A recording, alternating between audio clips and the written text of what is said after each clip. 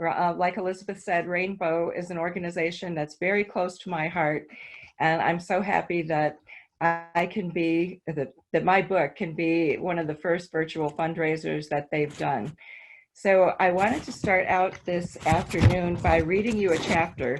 Actually, it's chapter 10, and it introduces you to some of the main characters in the book. And the book's title, which I think you know, is Stillwater, and this is chapter 10. My mother, Denny, and I lived in the upstairs apartment in my grandfather's building on the banks of the Hudson River. Doc's apartment was downstairs, right next to a small grocery store that he rented to Vinny the butcher.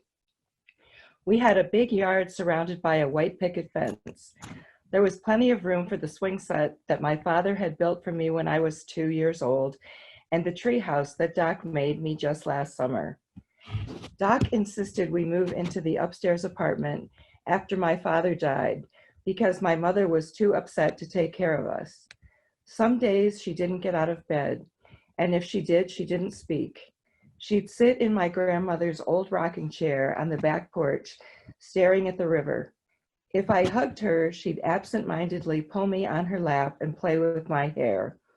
Tears would run down her cheeks, but she never made a sound during the day.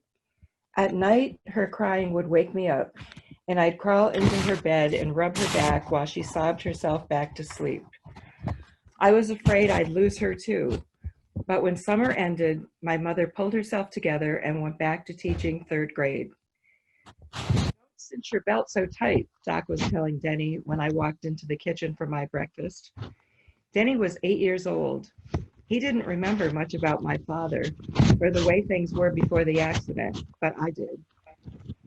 It sounds selfish because I still had an amazing life, but after my father died, nobody brought me a wrist corsage for Easter. Nobody tickled me until I couldn't breathe. Nobody sang Amazing Grace to me 100 times a day. Nobody gave me bear hugs, and nobody cared about me the way he did. When you're a kid, you miss those things. "Grace," Denny said, loosening his belt, "Doc's paying me $1/4 a week to pick up his newspapers at the corner store. It's a real job." "That's great, but aren't we going over to the Millers this morning?" I said, reminding him. "I'll hurry." We spent a lot of time at the Millers. They felt bad for us after my father died, and they invited us over a lot. Maggie's brother Jimmy was Denny's best friend. Mr. Miller was gruff and kind of stern, but he took us to the movies and out for double-dip ice cream cones with chocolate jimmies. Mrs. Miller kept us well supplied with peanut butter sandwiches and cupcakes. We raided their kitchen when we were hungry, and they never yelled at us for building forts in their yard or cared how many nights we slept over. I put the dishes in the sink and waited for Denny out on the front steps. He came running back with the papers, gave them to Doc, and we took off on our bikes. "Hey, Grace," Denny said when we were in front of the Dodds house, "is that window Uncle Tony's room?" I stopped my bike and pointed at the other window. "It's the window where the curtains are drawn. He's probably asleep." "If he wakes up, what will happen?" Denny asked, getting off his bike. Uncle Tony's window was open, and the curtains were blowing a bit in the breeze. "Like Doc said, don't bother him and he'll be fine." "That's not what Jimmy said." Denny's eyes opened wide. "He said that Uncle Tony tortures kids." "Denny, that's..." "Uh-huh. Jimmy said he plucks their eyeballs out, slits their stomach, and eats their guts raw." He started talking faster. "When they're almost dead, he drags them up the street and hands them over to Dr. Whalen. Once he left a kid in the alley next to the funeral parlor." "Stop it," I said, grabbing his arm. "Jimmy's crazy." "No, honest. Nobody knows it's Uncle Tony because it happens to stranger kids in the dead of night." The front door swung open. "He's coming," Denny shrieked, racing away. "Run!" Luann walked out on the porch with a puzzled look on her face. "What's wrong with him?" "Nothing," I said, wondering why she was home. "Hey, you said you were going shopping with your aunt." Luann came down the porch steps. Her eyes were red and her lips trembled. "My parents called last night and asked Aunt Michelle to prepare me." My father moved out. "Are you kidding me?" I said, throwing my arm around her. "Are you sure?" It didn't make sense. Her parents had always seemed happy when they came to visit. They took her on vacations to New York City. Last year, they went to Florida for Christmas. They seemed like the perfect family. It's true, she said, burying her head in her hands and sobbing. It's all right, Lou, I said stupidly. Don't cry, don't cry. People had said the same thing to me when my father died. Of course, it wasn't true. It wasn't all right, but I didn't know what else to say. After a few minutes, Luann stopped crying and straightened up. She wiped her nose with the back of her hand. I'm a mess. Don't look at me, Grace. No, you're not. You look fine. Don't lie, she said, shaking her head. I'm okay. Stuff happens. See you later. She slowly walked back up the steps into the house. If her father didn't come back, she wouldn't be okay. Nothing would ever be the same. That I knew for sure. Why God lets stuff like this happen, I have no clue. He didn't ask me, but he should have better rules than the 10 Commandments. Rules you couldn't break no matter what, like gravity. I'd have better rules. Rule number 1 would be that families stay together. Nobody would die. Nobody would leave. No father would desert his kids. Everyone would love everyone forever and ever. Amen. Denny had drifted back to get his bike, and I decided I'd think about rule number 2 another time. We got on our bikes, rode across the street, and cut through the parking lot next to Howard's hardware store. Hurry up, Den, I said, riding faster. Move it, we're late. That kind of introduces you to most of the characters in the book. The 12-year-old protagonist, Grace, one of her friends, her brother, and her grandfather. Well, thank you for that. Yeah, I think that that was a great chapter to introduce the different characters. I just want to remind people, if you have specific questions, whether it's about the book in general or about the chapter that Mary Jo just read, please feel free to ask them in the chat. And of course, I have tons of questions. I read the book in July and really enjoyed it. And so I guess we would love to hear a little bit about your writing process. We know that this is a different venture from the children's books you've previously written. This is your first novel. So how has this experience been different? You see, this writing a novel was quite a bit different than the 3 children's books that I wrote. The first children's book that I wrote, The Peacocks of Palos Verdes, was nonfiction, and I have a niche market in Palos Verdes, so it did very well. And then I followed it up with 2 more books, Palos World and P is for Palos Verdes. And they've all done very well. But like I said, a novel is completely different. When you write a novel, you create your own world, and you create the world of the characters. You have to develop the characters. You have to pick characters, write about characters that are believable, likable, characters that you want to root for. And you want to emotionally involve your reader. And that's a difficult thing to do. You have to learn how to do that. Yeah, definitely. I think that there is so much that I really loved about a lot of the different characters, and even the ones that weren't likable, you really brought them to life, right? So speaking of characters, were there people in your life that provided the inspiration for the characters you describe in the book? Yes. In fact, the characters are inspired by real people, some of them, but actually they're composites of people. There's a bit of me in Grace, but Grace is her own person. And I wanted her best friends, Luann and Maggie, to complement her. And Maggie has some of the qualities my cousin Charlene, who is the same age as I am, had. Charlene was kind of a tomboy. And so I pictured Charlene a lot when I was writing about Maggie. Luann is really her own person. She was a girly girl and completely fictionalized. I really didn't know anybody exactly like Luann, but I loved her and she was fun to write about. My grandfather, who we called Doc in real life, was the inspiration for the character Doc.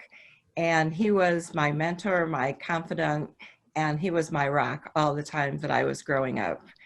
And of course, my father was bipolar, and he didn't die when I was young, but he was manic depressive. That's what they called it back then. And I based my father in the book on my father, on my real father.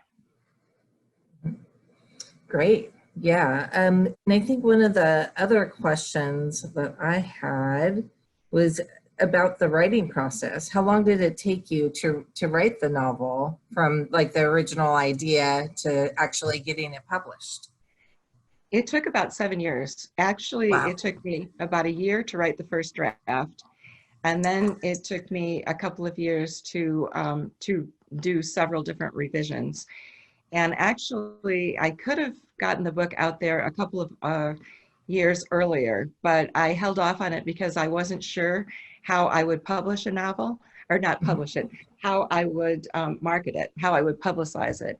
You know, it's one thing to publicize children's books when you've got a niche market in the area, but when you've got a novel that you want, hopefully, to go nationwide, that's completely different. So I hesitated about it, worried about it, and then, of course, it came out during the middle of the pandemic. Right. Which might be good timing, actually, as people are home, you know, looking for escaping through reading is always a good one. I think in a lot of ways that's true, definitely true. Do you think, speaking about it going nationwide, do you think people in Stillwater will be reading this? You know, the Saratogian, which is about 10 miles away from Stillwater, had an article about the book last Saturday's paper, and actually it made the front page. So I had so many people from Stillwater contact me on Facebook last week, and it's really been fun. I only knew a couple of them, but I knew family names, and a lot of them remembered my mother. She actually was a teacher, like she is in the book. And a lot of them said, your mother was my third grade teacher. She was my favorite teacher. And so that has been a lot of fun. Oh, that's awesome. We have a question from Pat. She's asking, did you grow up in Minnesota? And she says she's looking forward to the book when she found out it was my Stillwater. I still own a house 19 minutes away. So no, it's not. It's Stillwater, New York. It's upstate New York. Oh, It's not. Well, you Minnesota. said that, yeah, because you said the Hudson, and I thought, well, the Mississippi, but I think, but I love the name, and I love the excerpt. That was, I'm really looking forward to getting the book. Oh, thank you. Great. Yeah, and we are asking people to mute themselves. I think if we have time at the end, we'll allow people to ask questions directly, because I understand some people might just be on the phone and not have the opportunity to ask a question in the chat. And so maybe depending on how this goes, and again, this is our first time doing this, so bear with us. If we have time towards the end, or if we are wrapping up quickly, maybe we can have more of a back and forth dialogue with Mary Jo, so it's not just the Elizabeth Mary Jo show. Right. So I guess that was one of the questions too, is do you still visit? It sounds like you have people in Stillwater, or still, Mary Jo, do you still visit there? Yes, before the pandemic, we went back twice a year. We usually go back in the spring when the lilacs are blooming, and then we go back in the fall when the colors change. Those are our favorite times of the year back there. We do have relatives. My husband has, his mother is back there, and he has the 3 brothers and a sister and their families back there. I have a sister, and she has 5 adult children, and their families are all back there. Wow. So we like to go back there. And whenever I go back there, I always drive over to Stillwater. And when I was writing the book, I used to park the car and walk around and take pictures. And after I finished the book, we still go over there. We drive through the streets and everything. And yeah, it's a place that's close to my heart. Sounds like it'd be an important part of the writing process. It was, actually. And, you know, when I was back there taking pictures and walking around, you'd be surprised how many memories it triggers. Mhm. A lot of the things, of course, I didn't use in the book, but it gets you, definitely gets you in the mood. Mhm. Yeah, so you've talked a little bit about your inspirations for the book or the characters and how they were related to people in your life. I'm wondering about the stigma around mental illness. So the book discusses mental illness quite a bit, and there are several characters that are one that committed suicide and the other that's still struggling with mental illness. Do you think there's still stigma related to mental illness to this day? I do, but I don't think it's as much. Back in the 50s, people with mental illness were one of the most highly stigmatized groups in the country. You know, back then, they were considered dangerous or weak, you know, they were told to, you know, just shake it off, or they were over medicated or under medicated. They were hospitalized, they were put in institutions, given shock treatments, and a lot of people never went public about their mental illness. Families kind of hid it. You know, might have had a relative that was a little strange, but it certainly wasn't discussed. And I think, you know, now we have better medications, better treatments. We have groups for suicide prevention and survivors of suicide. We have places like Rainbow for victims of domestic violence. And when we have the NAMI, which is the National Association of Mental Illness, and they have a lot of groups too and a lot of information. So yes, it's better, but I think we still have a long ways to go. Yeah, yeah, I really respect NAMI and how I love how they really try and support families as well and understanding their loved ones' diagnosis and treatment and just trying to educate communities about how there is that this is pretty prevalent, right? And I think especially in these times right now, we are all experiencing a collective trauma, and that's going Yeah. to affect us all in really different ways. Some of us may be able to cope better than others, and we all have different coping mechanisms, right, that lead to different outcomes. So thank you for that. We do have a few questions in chat. So one is from Shannon. She says she really enjoyed reading the story and appreciate the connections you made throughout the story. I'm curious to hear what your first idea was for creating the story. What was the main idea and who were the characters you started with? My first idea was to just write kind of a light novel, and I used the three girls. And then once I started writing it, I hadn't intended to write about my father's suicide. And my father didn't commit suicide, like I said, when I was young. He committed suicide when I was 30. So, but the book, once you start writing a book, it kind of takes on a life of its own, I find. And so I did incorporate my father's suicide into the book. And actually, it was a very cathartic experience for me, because through writing it, I actually came to terms with his death and realized that it really wasn't a choice. People don't choose to die, you know, because of cancer, or, you know, because of any other illness. And suicide is a mental illness. And sometimes the pain is so unbearable that there's nothing else that the person can do. And so I came to realize that my father didn't leave us. It wasn't a personal thing. It was that he couldn't stand to live another day with the pain. Yeah, I mean, yeah, I often will share with people mental illness, and that word illness kind of bugs me. People with mental health challenges, maybe.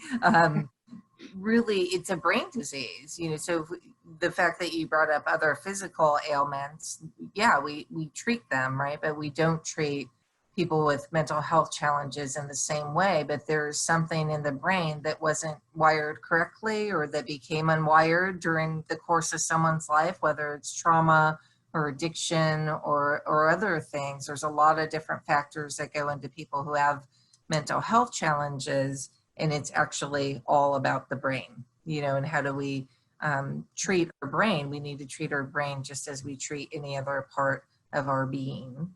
So, and then a question from Angie, who wants to know what made you choose a 12-year-old as the protagonist. So I know you talked about your own experience of losing your father, but you weren't a child. So why did you go back to having a 12-year-old as a protagonist?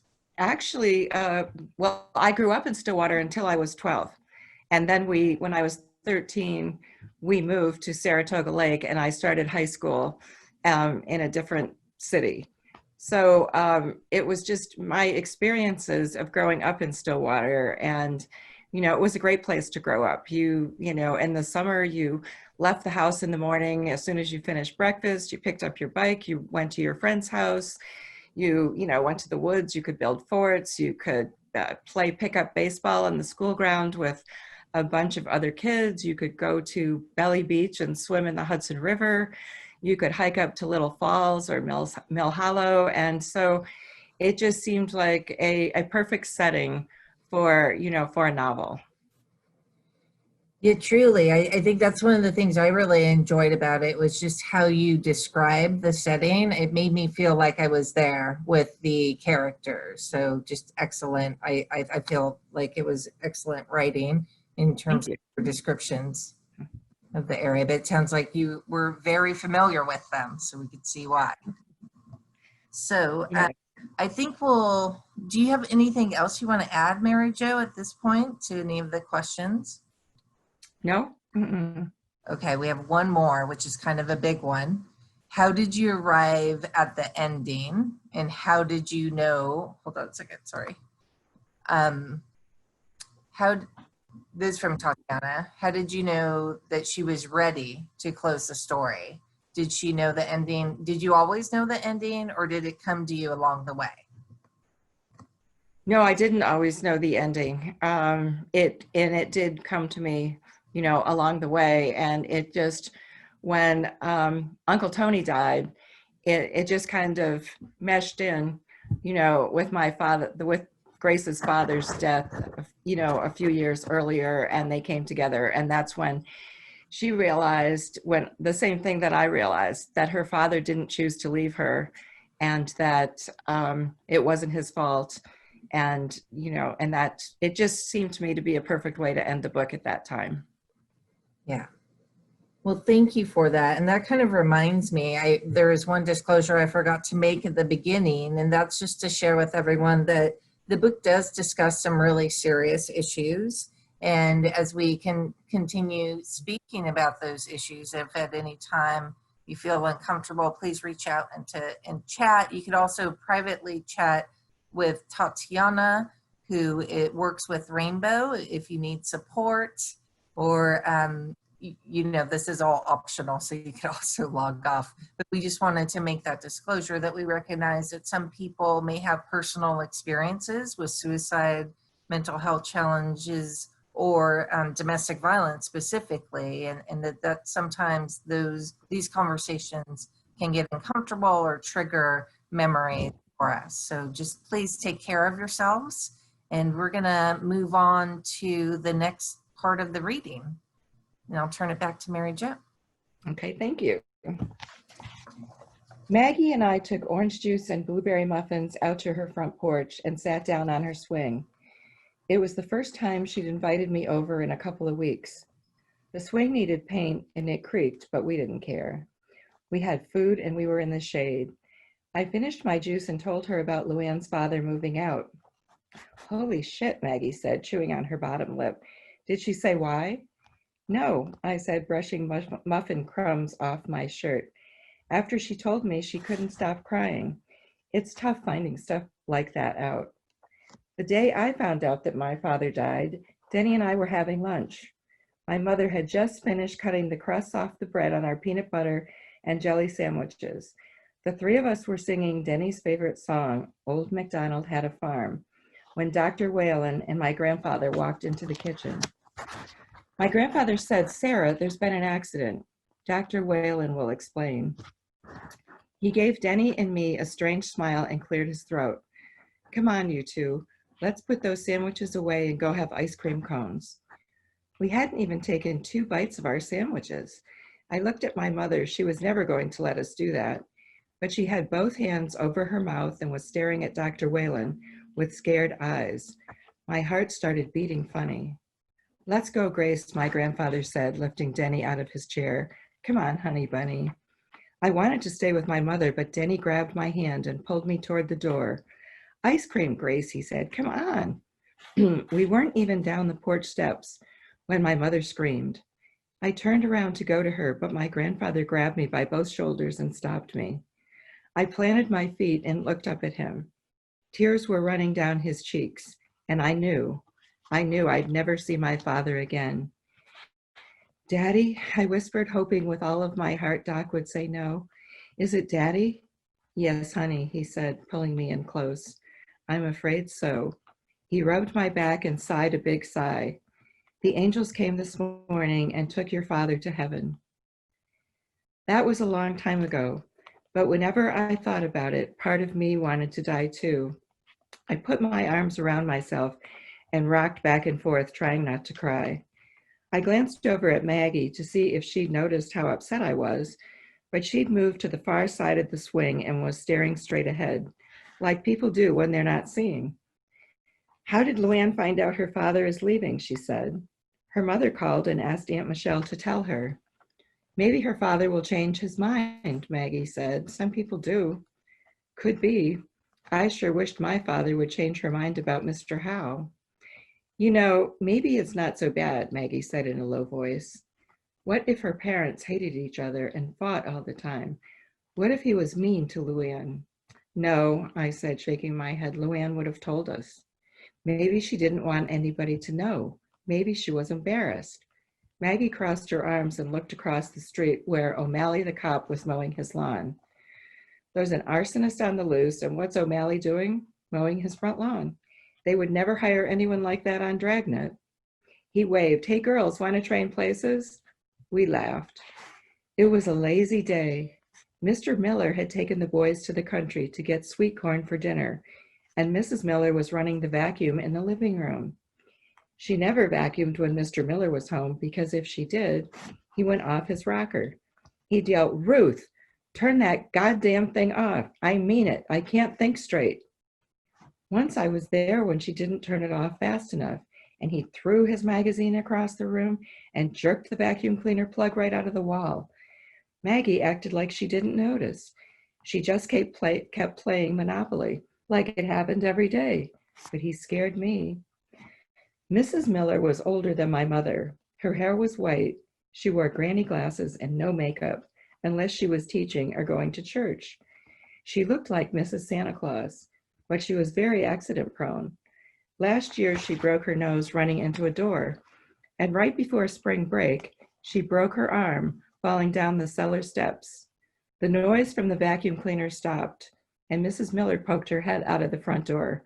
"Grace, I haven't seen you in a couple of weeks. Where have you been, darling?" What I wanted to say about that chapter is that this book is set in the 50s. Back then, when Mrs. Miller was being abused, she didn't have many choices. She could confide in her family doctor or her priest or a minister, and most likely they would probably tell her not to argue with her husband, to do what he said for her sake and the sake of her children, and the doctor would probably prescribe a tranquilizer, or as they called it back then, a mother's little helper. But Elizabeth, what would happen today if Mrs. Miller called Rainbow? So the way a lot of survivors get to us is through our 24-hour hotline. And it kind of depends on their situation. If Mrs. Miller wanted to actually flee and had made that decision to actually leave with her kids, then we would do an assessment to see if she kind of meets our criteria for our shelter. And the assessment really is to find out if we're a good organization for them as well, as if it's a good fit, right? So we do a brief assessment over the phone, and then we make arrangements for the family or individual to get to the shelter. And because our shelter is a confidential location, we usually have them go to another point in a community close to us, and then we'll send a taxi or more recently a ride share service to them to come to the shelter. And if Mrs. Miller wasn't interested in leaving, but she wanted to get some support around what she was experiencing, then we have people call our community resource center, which they could also get to by calling our hotline. And through our community resource center, people from the local community can engage with an advocate who can help them understand the dynamics of domestic violence, who can provide education, as do our support groups. So Mrs. Miller may have engaged in one of our support groups where she would learn more about the dynamics of domestic violence and also the effects of domestic violence on our children. Because I think a lot of times, and I'm going to imagine back in the 50s, I wasn't around then, but a lot of people probably didn't understand what the effects of witnessing or having domestic violence in the household actually were, right, on children. So even if the kids never saw the abuse, what we now know is if they didn't see it, but they hear it, they kind of make up or imagine in their head what's happening. So we want to, part of our process with kids is helping them understand what happened and what their reaction is and what healing looks like and what healthy connections look like. Because in domestic violence relationships, it's an unhealthy connection. And it's actually, for survivors, a disconnection sometimes from themselves, from their families, from their community, sometimes even from their children. There's a disconnect if they're not seeing how the violence might be affecting them. And I think in general, a lot of people don't really use that term, domestic violence, right, to describe what may be going on in the household. So I think part of our work at Rainbow is providing language around what domestic violence is and how it looks differently. I think when we say domestic violence, we have a picture of a woman with a black eye, when really it's so many more things that happen before a physical assault. And we treat a lot of survivors who may have never been physically assaulted.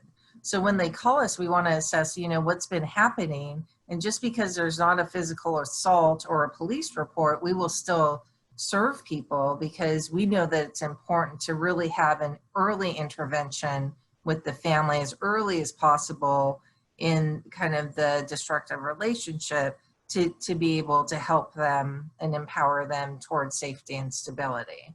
So we do a lot to try and address the different aspects with the individual, but also looking at how do we educate the community so that they're even aware that these services exist. I mean, they didn't exist in the 50s, but even though they exist now, a lot of people don't know about us. And we have this kind of double-edged sword of we don't really need to advertise because we may not be able to handle the amount of people coming to us if we did advertise.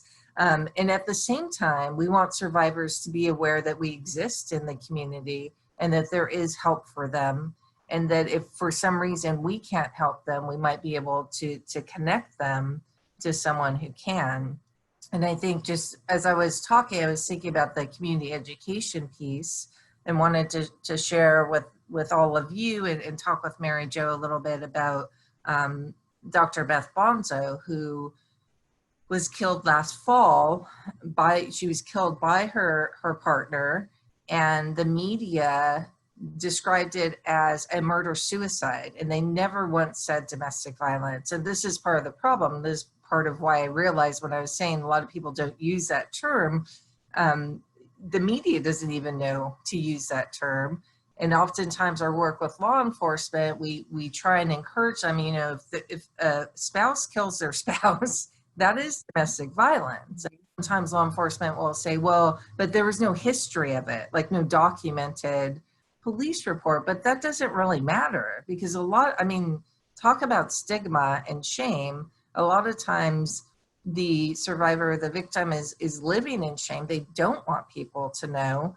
And so nobody knows what's happened. And again, domestic violence does not have to get to a point of physical assault to be extremely damaging. So Mary Jo and I last fall, when we heard of Dr. Bonzo's death, we got together and talked a little bit about what we could do to inform the media and Rainbow's work to really educate the community. Now, I don't know if you want to share your point of view on that, Mary Jo, and how you try to engage with the publication you write for. Yeah, actually, I write for Peninsula News, and sometimes my articles are in the Daily Breeze, and I actually contacted them and made them aware that it was a domestic violence issue, that it wasn't, although he murdered her and then he committed suicide, it was a domestic violence issue. And probably, I think you would agree with this, Elizabeth, that abuse, domestic violence, it escalates over time. It can start out, with the man or the one person controlling the other one. Like, I don't like the way you look when you wear, that, and, intimidation. And then it might escalate into like a push or a shove, and then escalate into other things. And over time, it gets worse, I think. And if something is not done, if there's no intervention, worst case scenario, something happens like happened to Dr. Beth. And the other thing with domestic violence is if the cycle is not interrupted, that the children learn these behaviors. And it's a multi-generational effect. It goes on to the next generation. People just assume that this is a normal way to live. It's nothing out of the ordinary. And that's one of the reasons why, another reason why education is so important, and the cycle needs to be broken as early as it can. Yeah, that's why for Rainbow, our goal for kids is that they understand what healthy connection looks like, with their peers, with their family, with the world around them, because they've been exposed to unhealthy connection. And so we want them to really understand healthy connection and what that looks like for them, for the participants as well. But I think for kids, we want to, from a young age, show them that there's a different way to interact with people. One of the families that I remember when I first started working at Rainbow, it was a mother with 4 children. They were, I think, 3 teenagers, and then there was this 4-year-old girl. And they came in because the mother had been battered, but also for a period of time when the father got drunk, he got abusive, and he also threatened them with a gun. And the only person in the house that could get the gun away from him was the 4-year-old.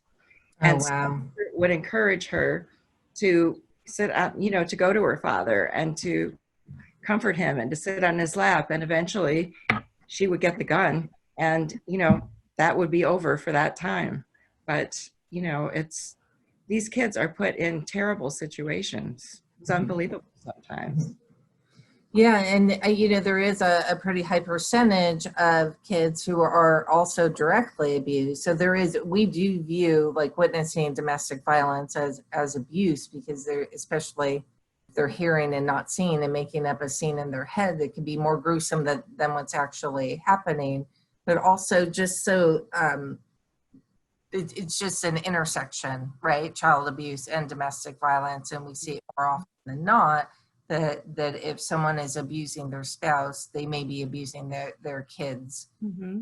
Or that's when survivors make that decision to leave. Is I was okay when it was just affecting me, but once I noticed that my kids were being affected, I knew I had to leave. We hear that over and over again. Yeah. Yeah. So there are a few comments. Shannon wanted to share.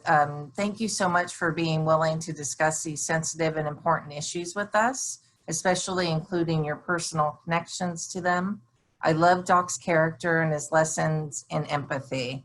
It was also beautiful to witness Grace's development of empathy. Society would look and feel so different if everyone had a Doc to guide them through relationships and life experiences. Thank you. I agree with that. I totally agree with that. I didn't think about that until Shannon shared that. Doc was one of my favorite characters in the book. And Tatiana shared that it's hard to believe that the first DV agency in California did not come about until about the 1970s, which is true. And so Rainbow started in the late 70s as part of a support group with the Harbor Area YWCA. They noticed that a lot of women were sharing stories of abuse in their general support group. And so they started organizing specific groups for women who were being abused. And then they started a safe home kind of process where people would open up their homes to women and kids who wanted to flee. And then eventually Rainbow became incorporated as its own nonprofit in 1983. And we had a generous supporter who leased a house to us for $1 a year, which was really great. So we, since then, have grown to employ over 60 people and serve hundreds of families a year. And it's just been amazing. And it's kind of one of those weird things that, you know, we keep growing and we are looking at different ways to have a bigger impact in this, on this topic. And one of the things that we've discussed over the past 2 years is that we really need to also help those who are causing the harm. So Mr. Miller, I don't want to give anything away, but I'll just say, let's see, how do I say this? In case people haven't read the full book, there are some people who cause harm to their families who end up making the decision to stop. And they want to stop. They're able to recognize that what's happened is wrong. Not everyone, but some people do. So we've talked a lot about Rainbow, like how do we help those who are causing the harm? Because if we're only helping those who have been harmed, we're only treating part of the problem. And there's so much more to that. And we know people who have been causing harm have been harmed themselves in some way, might be struggling with mental health issues, you know, so there's a lot there to unpack as well. Have you noticed a lot of more calls during this, excuse me, during this time? Oh yeah, and Pat had a question too about have we had a large increase of women calling due to the isolation? Yes, actually, you know, in the beginning when the safer at home orders first came down, I would say those first few weeks our calls actually dropped, and we thought that was interesting, and we had to shut down our support groups and our in-person visits, and we didn't have a lot of requests those first few weeks, and then all of a sudden they just shot up, and we had started seeing 3 times the amount of calls we typically get. We were able to work with the mayor's fund. So the city of Los Angeles, the mayor has his own private foundation and fund, and some of you may have heard that the singer Rihanna donated money specifically to be used to house survivors in hotels. So through that program, which is called Project Safe Haven, we've been able to serve an additional over 50 household families and put them in hotel rooms. A lot of them have moved on since, whether it's on their own or through our assistance with helping them to identify permanent housing. And we still have over 15 families in the hotel. And we just got word this week that the city will take on funding that program with the CARES Act funds that come to Los Angeles, and it'll be extended through December. Oh. We're really relieved that we're not having to scramble to figure out where these other 15 families plus are going. And just in comparison, we only have 5 families at our emergency shelter right now. We typically have up to 8, but we've reduced our capacity there so that each family has its own bathroom, and to just reduce the number of people living in a communal setting. So all families have their own bedroom and their own bathroom, and then they share dining room, kitchen, yard. So we looked at a lot of different processes to ensure that everyone is maintaining a safe distance, that families are utilizing the yard at different times, because as many of you know, it's hard to keep kids away from one another. So yeah, we have been addressing a lot. Those first few months of the pandemic were extremely exhausting, and at the same time completely worth it to have the city really reach out to Rainbow as a leader in the community to say, how do we do this? And would you all be interested in piloting this? So we were one of the first 4 organizations to start with Project Safe Haven. And then when the Rihanna money came in, it was also partly donated by the CEO of Twitter, the $4.2 million that came in. Then they expanded the program to include other organizations and not just the city of LA, which was really great because it was non-city money. It was a foundation's money. They were able to expand it beyond LA city limits. That's wonderful. Yeah. So I think my last question is, do you have plans for a follow-up? And will this be a movie someday? Oh, thank you. I do have plans for a follow-up. I've been so busy, though, promoting this and marketing it that I haven't had much, time to sit down and actually write. But definitely, I do have plans for a sequel, yes. Well, that's exciting to know. All right. Well, we have just a few minutes left. We'll let, is there anyone just on their phone that would like to ask a question? We'll just give that a minute.